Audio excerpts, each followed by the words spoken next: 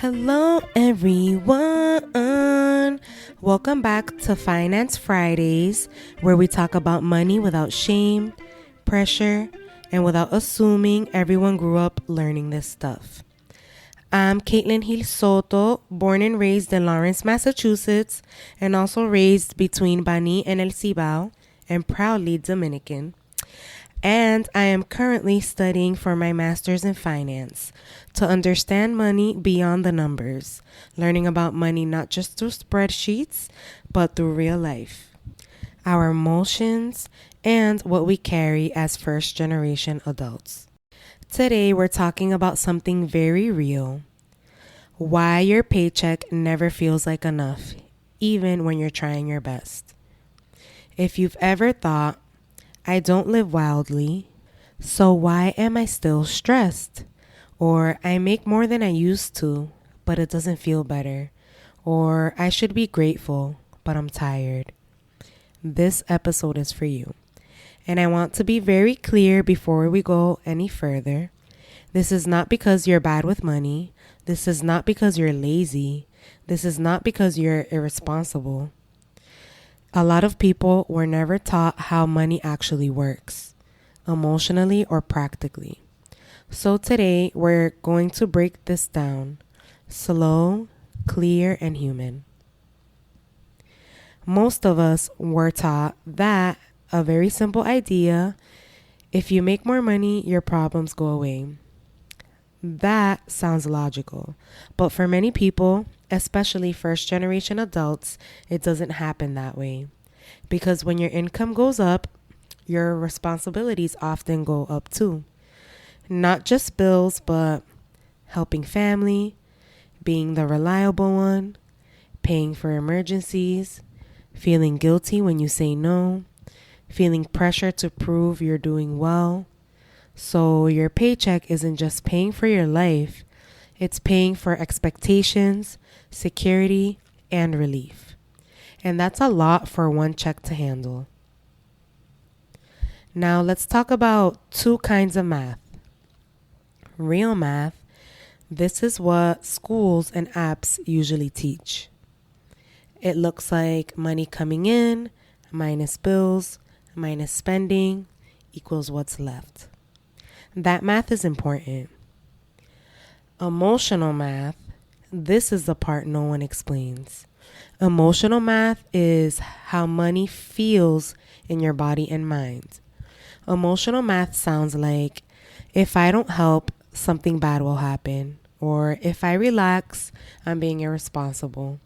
Or I should feel grateful, so I shouldn't complain. Or I need to stay alert.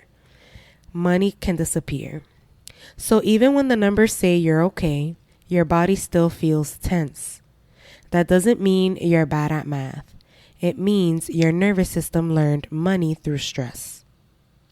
Another thing people don't explain clearly: life costs more now than it used to. That's not complaining, that's reality. Things like rent, groceries, gas, insurance, healthcare all cost more than they did years ago. But paychecks haven't increased at the same speed.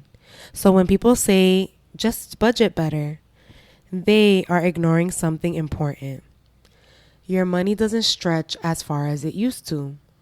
And that's called diminishing purchase power, which just means your dollar buys less. So if you feel like I'm earning more but struggling the same, you're not imagining it. That's the system. Let's define this clearly. First gen burnout is not about work ethic. It's about carrying too much responsibility for too long. Many people became adults early. They became problem solvers, helpers, translators, emotional support, financial backup, before they ever got to just be. So now your paycheck isn't just money. It represents safety, stability, pressure, and sometimes fear. That's why it never feels like enough. Not because it isn't, but because it's holding too much. Here's a really important point. If your body still believes money equals danger, more money won't feel safer, just louder. You might worry more at a higher income, feel pressure with better benefits, stress even when you're doing well, because money is not just a number, it's a relationship. That's why some people make less and feel calmer, and others make more and feel panicked. The difference isn't intelligence, it's emotional safety. This isn't about perfection, it's about understanding this truth. Enough is not a number, enough is a feeling of safety. And safety grows when you understand where your stress comes from, stop blaming yourself, learn the difference between fear and facts, allow yourself to pause. Money doesn't need more punishment, it needs more clarity. I have a journal prompt here for you.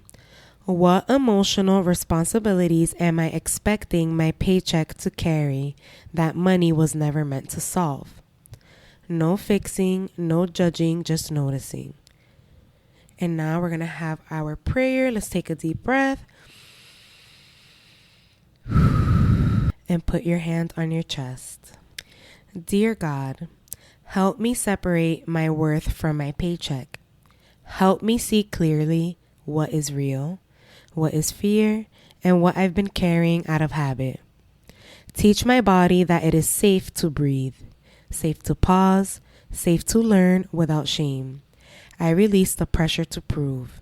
I release the fear of never having enough. Guide me toward wisdom, clarity, and steadiness, not panic. If your paycheck has never felt like enough, it means you are carrying more than most people ever talk about. And learning this slowly, gently, honestly is already a form of healing. Don't forget, I have my blank journals for sale on Amazon. And you could also give a monthly contribution to help keep this healing space available through Buzzsprout. Both links will be in the show notes, and you can follow me at Unfill and Unapologetic Pod on TikTok and Instagram. This was Finance Fridays. I'll see you next time.